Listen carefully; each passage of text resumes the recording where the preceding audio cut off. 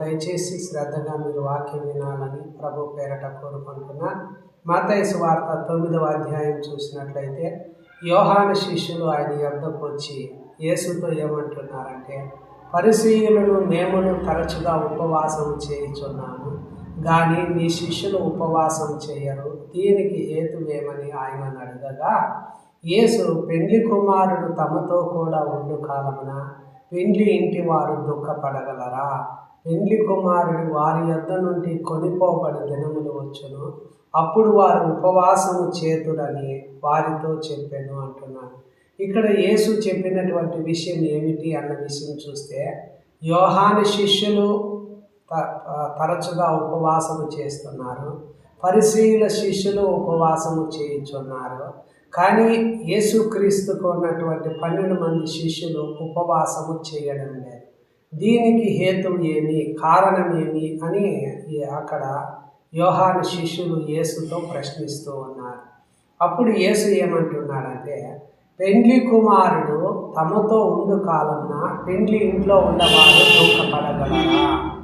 పెండ్లి కుమారుడు అనగా ఇక్కడ యేసుక్రీస్తు, ఆ ఇంటిలో ఉండేది ఎవరంటే శిష్యులు.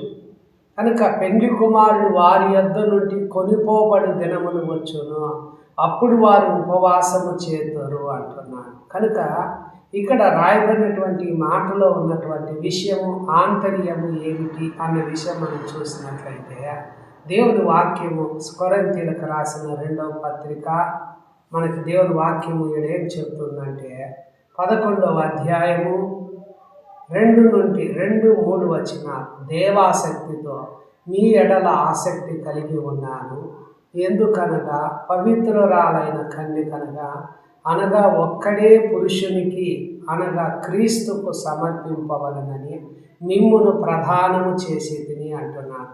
ఇక్కడ యేసు భక్తుడైన పౌలు కొరింథీ సంఘానికి ఈ పత్రిక రాసి పంపిస్తున్నాడు. సంఘంతో ఏమంటున్నాడంటే, పవిత్రురాలైన కన్యకను అనగా సంఘం, ఒక్కడే పురుషుడు అనగా యేసుక్రీస్తు అనగా క్రీస్తుకు సమర్పించాలని మిమ్మును ప్రధానము చేసి తిన. ఇక్కడ యేసుక్రీస్తు పెండ్లి కుమారుడుగా ఉన్నాడు, పవిత్రురాలైన కన్యక అనగా సంఘం, సంఘంలో ఉన్నటువంటి విశ్వాసులు పెండ్లి కుమార్తెకు సంబంధించినటువంటి వారుగా ఉన్నారు. అనగా యేసు పెండ్లి కుమారుడు, అక్కడ ఉన్నటువంటి వారందరూ కూడా పెండ్లి కుమారుని యొక్క ఇంటిలో ఉన్నటువంటి వారుగా ఉన్నారు. కనుకనే యేసు ఇక్కడ ఏమంటున్నాడంటే, పెండ్లి కుమారుడు తమతో కూడా ఉండు కాలమున పెండ్లి ఇంటి వారు దుఃఖపడగలరా? దయచేసి ఈ వీడియో చూసే మనతో ప్రభు ఏమంటున్నాడంటే, పెండ్లి కుమారుడు ఏ విధంగా యేసు వారితో ఉన్నాడో ఈ వీడియో చూసే నీతో కూడా ప్రభు అంటున్నాడు. ఇమ్మానుయేలు అను పేరునకు భాషాంతరమున దేవుడు మనకు తోడు అని వాక్యం చెప్తుంది. ఇదిగో నేను యుగ సమాప్తి వరకు సదాకాలం నీతో కూడా ఉన్నాను అంటున్నాడు. నిన్ను ఏమాత్రం విడువను, నిన్ను ఎన్నడను ఎడబాయను అంటున్నాడు. కనుకనే దేవుని వాక్యం మనకు చెప్పిన రీతిగా మనం చూసినప్పుడు యేసు మనకు తోడుగా ఉన్నాడు.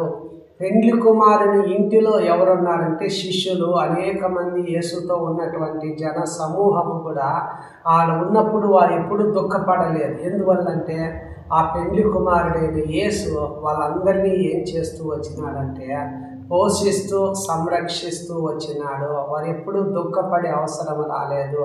కొదవల గురించి, కొరతల గురించి వారు చింతపడలేదు. దయచేసి ఈ వీడియో చూసే మనతో ప్రభువు నీకు తోడుగా ఉన్నాడు అన్న విషయాన్ని మనం బాగా గుర్తు పెట్టుకోవాలి. శిష్యులతో అన్నట్లుగా ఈరోజు అక్కడ రాయబడిన మాట, సర్పము తన కుయుక్తి చేత అవ్వను మోసపరచినట్లు మీ మనస్సులను చెరపబడి క్రీస్తు ఎడల ఉన్న సరళత నుండి, పవిత్రత నుండి మిమ్మల్ని తొలగించాలని. ఇక్కడ పెండ్లి కుమారుని ఇంటిలో వారు ఉన్నంత వరకు శిష్యులకు ఏది కొదవ లేకుండా యేసు వాళ్ళకు తోడుగా ఉండి వాళ్ళకన్నిట్లోనూ పోషిస్తూ కాపాడుతూ వచ్చినారు. వాళ్ళు ఎప్పుడు కొదవ గురించి చెప్పుకోలేదు, దేని గురించి వాళ్ళు దిగులు పడలేదు, చింతపడలేదు, వ్యసన పడలేదు. ఎందువల్లంటే యేసుతో పాటు వాళ్ళ అరణ్యంలోకి వెళ్ళారు, శిష్యులు ఉన్నారు, అనేక మంది జన సమూహం ఉన్నారు, పెళ్లి కుమారుని ఇంటిలో అందరూ ఉన్నారు. అక్కడ 5 రొట్టెలు 2 చేపలే ఉన్నాయి. కానీ ఉదయం నుండి సాయంకాలం వరకు యేసు దగ్గరే ఉన్నారు. సాయంకాలం వరకు అప్పుడు యేసు ఆ 5 రొట్టెలు 2 చేపలను అక్కడ ఉన్నటువంటి వాళ్ళందరికీ సరిపోయేలా 5,000 మందికి సరిపోయేలా చేసి వాళ్ళందరినీ తృప్తిపరిచాడు. మళ్ళా 12 గంపలు మిగిలిపోయినాయి. అదేవిధంగా ఈ వీడియో చూసే మనం కూడా ప్రభువు నీతో ఉన్నంత వరకు ఆ శిష్యులు ఏ విధంగా ప్రభు తృప్తి పరుస్తూ వచ్చినాడో, వాళ్ళని ఏ విధంగా పోషిస్తూ కాపాడుతూ వచ్చినాడో, ఎప్పుడు వారికి దుఃఖము అనేది కలుగుతుంది అన్నాడంటే పెండ్లి కుమారుడు వారి యొద్ద నుండి కొనిపోబడు దినాలు వస్తాయి, అప్పుడు వారు ఉపవాసము చేస్తారన్నాడు. ఈరోజు అనేక మంది వీడియో కుటుంబం చూసేవారిలో అనేక మంది కుటుంబాల్లో వ్యసనాక్రాంతులుగా ఉన్నారు, దుఃఖముతో ఉన్నారు. కారణము ఏమిటి అన్న విషయము చూసినట్లయితే దేవుని వాక్యము అంటుంది, సర్పము తన కుయుక్తి చేత అవ్వను మోసపరిచినట్లు ఈరోజు అనేక మందిని సాతాను ఏం చేసినాడంటే వాళ్ళ మనస్సును చెడిపేసి క్రీస్తు నుండి వారిని వేరు చేసేసాడు. ఎలాగ వేరు చేశాడు అన్న విషయం మనం చూసినట్లయితే మత్తయి సువార్తలో దేవుని వాక్యం మనకు స్పష్టంగా చెప్తుంది. ఎలా చెరిపాడంటే దేవుని వాక్యం, ఎవడును 2 యజమానులకు దాసుడుగా ఉండనేరడు. అతడు ఒకరిని ద్వేషించి ఒకరిని ప్రేమిస్తాడు, లేదా ఒకరి పక్షంగా ఉండి ఒకరిని తృణీకరిస్తాడు. మీరు దేవునికి సిరికిని దాసులుగా ఉండనేరడు అంటున్నాడు. ఇక్కడ సర్పం ఏం చేసిందంటే మనిషిని రోజు అవ్వను కుయుక్తి చేత అవ్వను మోసం చేసింది, ఆ మనస్సును చెరిపేసింది.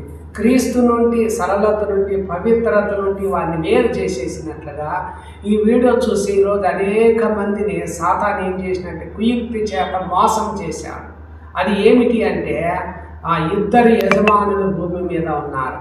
ఒక యజమాని దేవుడు, ఒక యజమాని ధనము.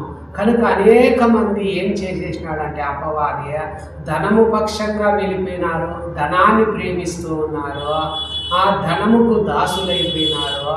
ధనము వారి మీద యజమానిగా ఉండాలి. ఇక్కడ దేవుణ్ణి ఏం చేసినారంటే ద్వేషించినారు, దేవుణ్ణి తృణీకరించినాడు. ఆ రోజు ఏ విధంగా సర్పము కుయుక్తి చేత అవ్వను దేవుని యొద్ద నుండి దూరం చేసేసిందో, ఈరోజు కూడా మానవుణ్ణి ఆ సర్పమైన సాతాను కుయుక్తి చేత దేవుని యొద్ద నుండి మనుషులందరినీ దేవుని వద్ద ధనము వైపు తిరిగేశారు. ధనాపేక్ష కలిగి ఉన్నారు, ధనవంతులు అవ్వాలన్న అపేక్ష కలిగి ఉన్నారు. భూమి మీద తమ కొరకు ధనాన్ని సమకూర్చుకోవాలి, లోకంలో ఉండేవన్నీ సంపాదించుకోవాలి, ధనవంతులు కావాలి అన్న అపేక్ష మనిషిలో కలిగించుకొని ఆ మనుషులందరినీ ఏం చేశారంటే డబ్బు వైపు తిరిగేసినాడు. ధనం వైపు, ధనం కోసం పరిగెత్తుతూ ఉన్నారు, డబ్బుకు దాసులైపోయినారు. డబ్బు వారి మీద యజమానిగా చలామణి అవుతున్నది. కావున దయచేసి వీడియో చూసి మన యొక్క కుటుంబాల్లో కూడా దేవుడు కార్యాలు చేస్తున్నాడు.